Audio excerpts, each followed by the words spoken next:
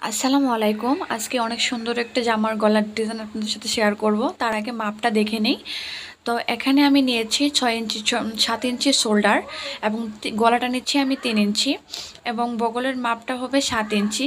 বডির মাপটা নিয়েছি আমি 45 ইঞ্চি। ঠিক আছে, তো বডিটা হবে এখানে 45 ইঞ্চি।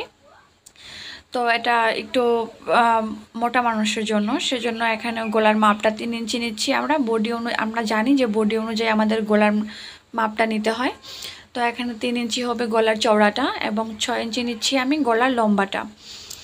নিচেও 3 ইঞ্চি হবে এবং উপরেও 3 ইঞ্চি হবে। তো সেই অনুযায়ী আমি এখানে একটা বক্স তৈরি করে নিচ্ছি।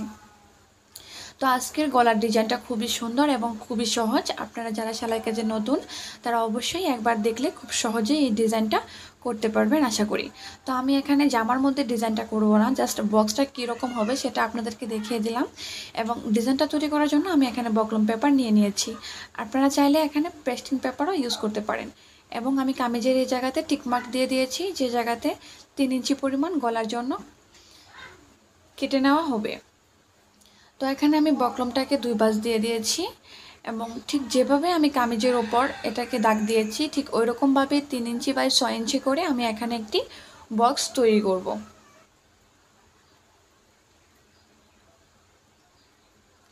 তো এবার আমি দাগগুলোকে মিলিয়ে দিচ্ছি। এবার দেখুন, একটু লক্ষ্য করুন। এবার আমি নিচ থেকে উপরের দিকে 2 ইঞ্চিতে একটা দাগ দিয়ে দেব। এবারে দাগটাকে আমরা সমানভাবে মিলিয়ে দেব। মিলিয়ে দেওয়ার পর এই 2 ইঞ্চি দাগের উপর আমি ঠিক এই পাশে 1/2 ইঞ্চি একটা দাগ দিয়ে দিব। 1/2 ইঞ্চি পরিমাণ এই দাগটা দিতে হবে। দিয়ে দেওয়ার পর এই যে দেখছেন এই শেপটা, এটাকে আমরা গোল গলার মতন করে নেব। ভিতরের দিকে একটু ডিপ করে তারপর আমরা এই গোল গলাটা তৈরি করব। তো এখানে গোল একটা শেপ চলে এসেছে এবং এই শেপটা থেকে এখন আমরা এই 1/2 ইঞ্চি থেকে একটু তেড়া করে, ফিতাটাকে একটু তেড়া করে এই জায়গাতে 1 ইঞ্চির একটা মাপ আমরা নিয়ে নেব এবং এই মাপটাকে এখন স্কেল দিয়ে মিলিয়ে দিচ্ছি।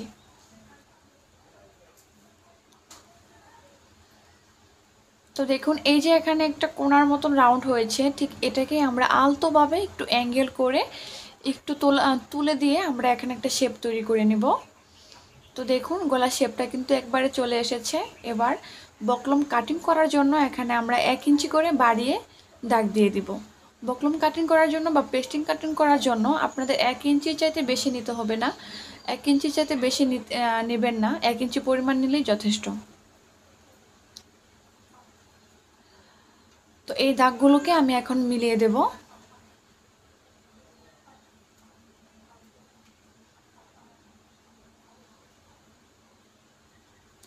তো দেখুন, এই জায়গাতে আমি একটু কোণা করে দেব যেন গলার শেপটা সুন্দর আসে, সেজন্য আমি হালকা করে একটু কোণা তৈরি করে দিলাম। এবার আমরা এই পাশ থেকে কাটিং করব না, আমরা কাটিং করব ওই পাশ থেকে। সেলাই যারা নতুন তারা প্রথমেই বকলম কাটিং করতে যাবেন না। এভাবে সেলাই করলে আপনাদের গলা কোনো সমস্যা হবে না আশা করি। এবার এই পাশের দাগটাকে আমরা এই পাশে নিয়ে আসব। তো তার জন্য আমি প্রথমে মার্কার দিয়ে এর উপর দিয়ে একটা ফোঁটা ফোঁটা করে দাগ দিয়ে দেব। মার্ক করে নিচ্ছি আমি ফোঁটা ফোঁটা দাগ দিয়ে।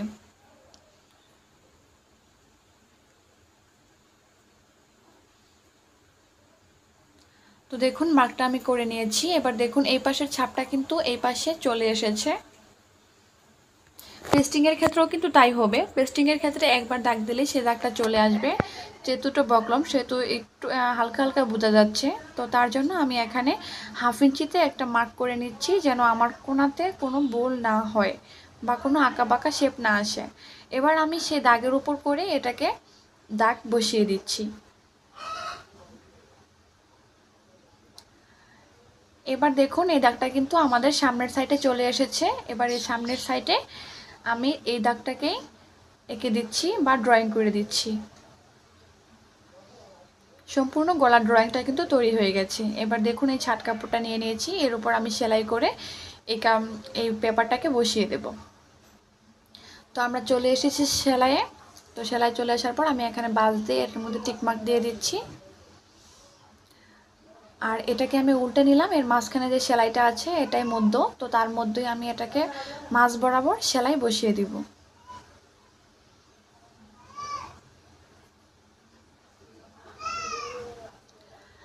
সেলাই কাজে যারা নতুন তারা যদি এভাবে গলা তৈরি করেন তাহলে আপনাদের গলা তৈরিতে কোনো সমস্যা হবে না, এবং এভাবে গলা তৈরি করে আপনারা যে কোনো ধরনের ডিজাইন করতে পারবেন, এবং আপনাদের কাছে যদি মনে হয় যে কোনো সমস্যা হয়েছে আপনারা এই ক্ষেত্রে ঠিক করে নিতে পারবেন। তো এবার আমি এটাকে কাটিং করে নিচ্ছি। এটাকে আমি 1/2 ইঞ্চি পরিমাণ বাড়তি রেখে তারপরে কাট করে নিচ্ছি। কাট করে নেওয়ার পর এর মধ্যে ছোট ছোট কাট দিয়ে দিতে হবে। এই কাটগুলো দিয়ে দিলে আপনি রাউন্ড করতে সুবিধা হবে। তারপর আমি এর যে ড্রয়িংটা করেছি সেই ড্রয়িং অনুযায়ী আমি এটাকে সেলাই করে নেব। এখানে আমি ঠিক যে মাপে ড্রয়িং করেছি ঠিক ওই মাপেই আমি এটাকে সেলাই করব, এবং সেলাই করার সময় কিন্তু অবশ্যই এই কোণগুলোকে সুন্দর করে কোণ কোণ করেই সেলাইটা দিতে হবে।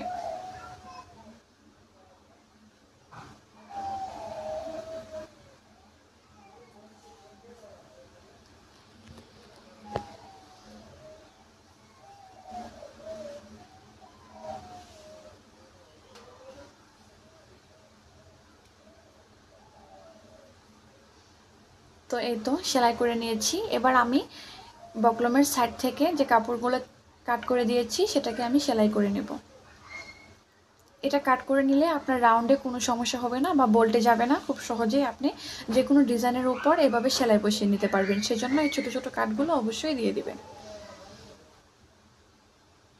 তো দেখুন এবার আমি আমার জামার কাপড়টা নিয়ে নিয়েছি। এবার জামার কাপড়ের যে মাঝখানের যে জায়গাটা আছে যেখানে আমি টিক মার্ক দিয়ে দিয়েছি সেই জায়গাতে আমি এটাকে বসিয়ে তার মাঝখানে একটা দাগ দিয়ে দিচ্ছি, যেন আমার বকরম পেপারটা যেন দেড়া না হয় বা তেরা যাতে না হয়, সেজন্য এখানে আপনারা টিক মার্ক দিয়ে নেবেন এবং সেই সোজা বরাবর রেখে এটাকে সেলাই করে নেবেন। এবং এই সেলাইটা কিন্তু আপনারা স্টিচ বাড়িয়ে নেবেন, কারণ এই সেলাইটা পরবর্তীতে খুলে ফেলা হবে। এবার যে সেলাইটা আমরা প্রথমে দিয়েছি সেই সেলাইর উপরই ঠিক সেমভাবে আমি এখানে সেলাইটা বসিয়ে নেব। কোনাগুলো তুলে ঘুরিয়ে ঘুরিয়ে জামাটাকে ধরে তারপরে ঘুরিয়ে ঘুরিয়ে এই সেলাইটা বসিয়ে দেবেন।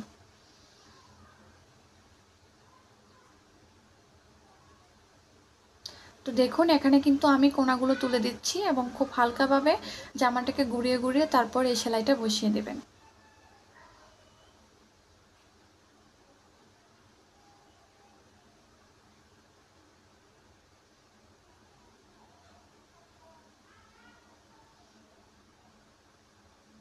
তো এই তো গলাটা সেলাই করা হয়ে গেছে। এবার আমরা এটাকে কাটিং করে নেব। এখানে 2 সুতা পরিমাণ বাড়তি রেখে তারপর আমরা কাটিংটা করব।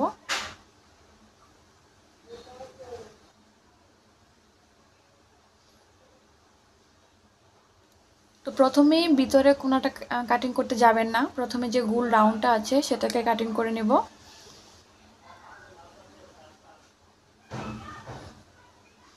তো দেখুন গোল রাউন্ডটা আমি কাটিং করে নিয়েছি। এবার এর ভিতরে কাটিং করব। প্রথমে কাটিং করতে গেলে সমস্যা হতে পারে, সেজন্য আপনারা প্রথমেই কাটিং করতে যাবেন না। প্রথমে গোল রাউন্ডটা কাটিং করার পর তারপরে এই কাটিংটা করতে যাবেন।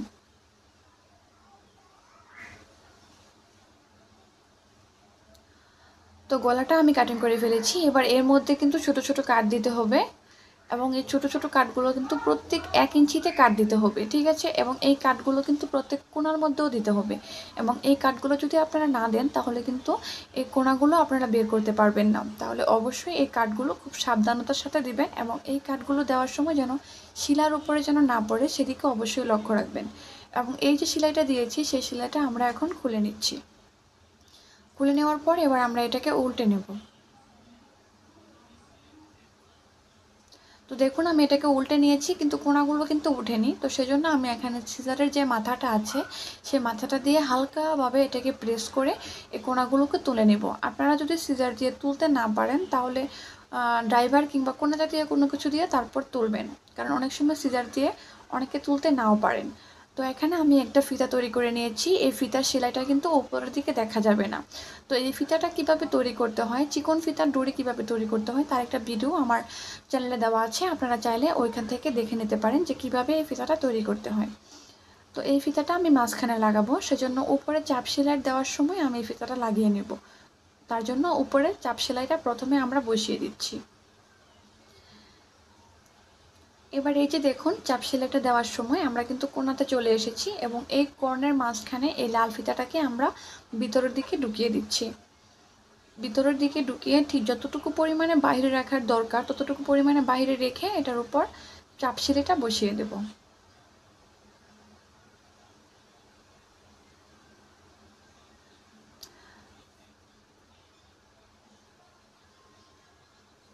তারপর ঘুরিয়ে ঘুরিয়ে যে কোণাগুলো আছে সেই কোণাগুলোতেও আমরা সেলাইটা বসিয়ে দিচ্ছি। এবার দেখুন আমরা আরেক মাথায় চলে এসেছি। আমরা কিন্তু এই জায়গাতে কিন্তু 1/2 ইঞ্চি নিয়েছিলাম, 2 বাস দিয়ে 1/2 ইঞ্চি নিয়েছিলাম, তার মানে 1 ইঞ্চি। তো আমি এখানে 1 ইঞ্চি পাইপিং রেখে তারপরে এই জায়গাতে সেলাইটা বসাবো। পরিমাণ মতো 1 ইঞ্চি রাখবো, ঠিক আছে? এখানে কিন্তু 1 ইঞ্চির চাইতে বেশি রাখতে যাবেন না, বেশি রাখতে গেলে গলাটা এই জায়গায় বোটে বাস বাস হয়ে যাবে। সেজন্য আমরা কেটেছি 1/2 ইঞ্চি, তো 1/2 ইঞ্চিকে 2 বাস দিয়েছি, 1/2 ইঞ্চি কেটেছি, সেখানে ছিল 1 ইঞ্চি। ঠিক এই 1 ইঞ্চি পরিমাণের পাইপিংটাই আমরা এই জায়গাতে বসাবো।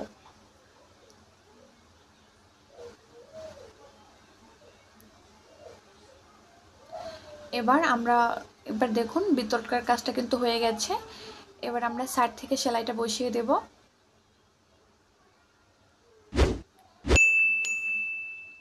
তো ভিডিওটি যদি ভালো লাগে অবশ্যই আমার চ্যানেলটিকে সাবস্ক্রাইব করে লাইক এবং কমেন্ট করে আমাকে জানাবেন, এবং অবশ্যই যদি আপনাদের বুঝতে কোথাও সমস্যা হয়ে থাকে আমাকে কমেন্ট বক্সে লিখে জানাবেন, আমি চেষ্টা করব আপনাদেরকে সেই সমস্যাটা বুঝিয়ে দিতে।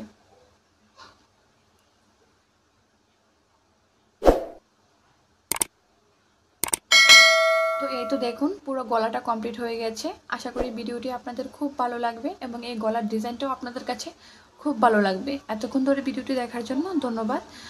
সবাই ভালো থাকবেন, সুস্থ থাকবেন। আল্লাহ হাফেজ।